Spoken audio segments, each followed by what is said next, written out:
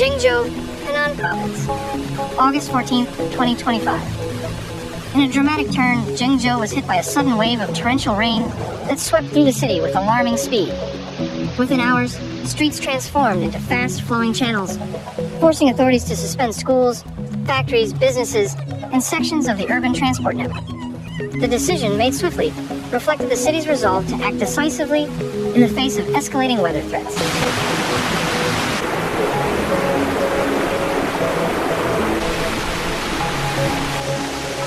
An echo of the lessons learned from its historic 2021 flood crisis.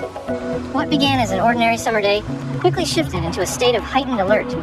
Intersections became pools of swirling water, cars were abandoned mid-road, and pedestrians waded cautiously through ankle to knee-deep floods.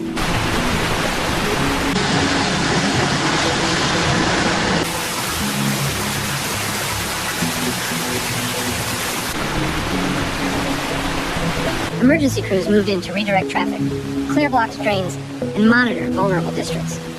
Though no casualty reports have been confirmed, the disruption to daily life was unmistakable, and the visual impact, submerged vehicles, stranded commuters, and rain-soaked storefronts spoke volumes about the storm's strength.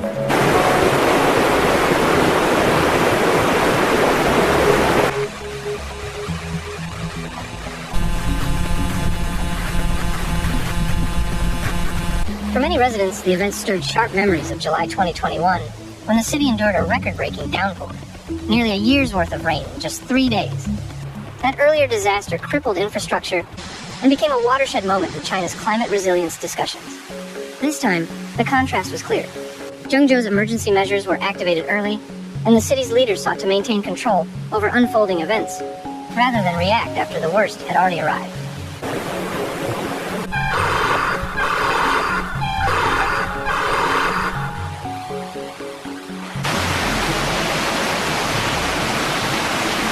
The 2025 flood underscored 3 central realities. First, the city's disaster management systems are improving, with proactive shutdowns and coordinated response teams reducing potential harm.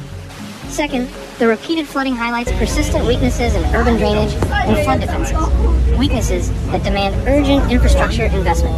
And third, public trust hinges on clear communication and visible action.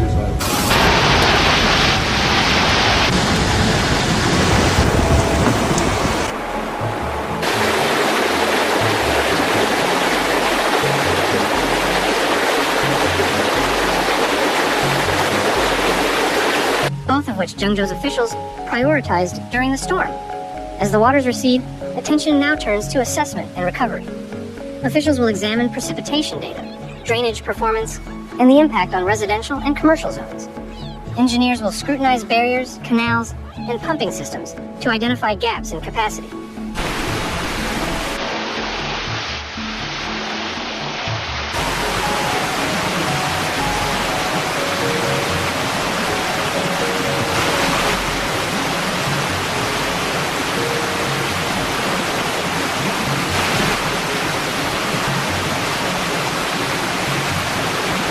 City planners will integrate these findings into long-term strategies aimed at withstanding more frequent and intense rainstorms.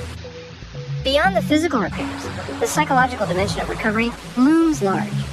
For those who lived through the 2021 disaster, the latest flood rekindled anxieties.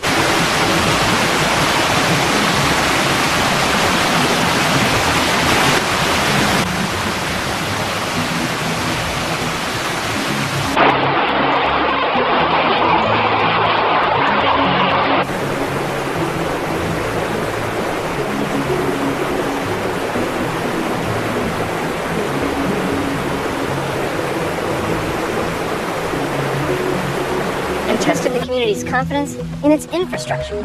Public forums, community drills, and transparent reporting will be essential in restoring a sense of security among residents, ensuring that preparation feels as tangible as response. At the same time, the storm serves as a reminder that Zhengzhou's challenges are not isolated. Climate patterns across central China show a trend toward heavier, more localized rainfall, making the city's situation part of a broader regional test.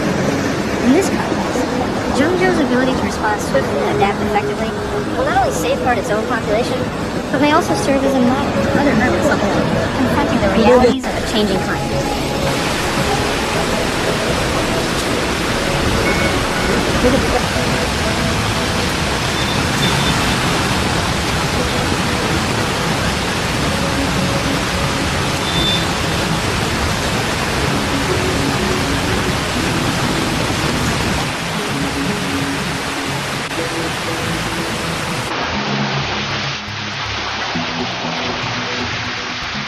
In the end, Zhengzhou's latest flood is more than a weather story.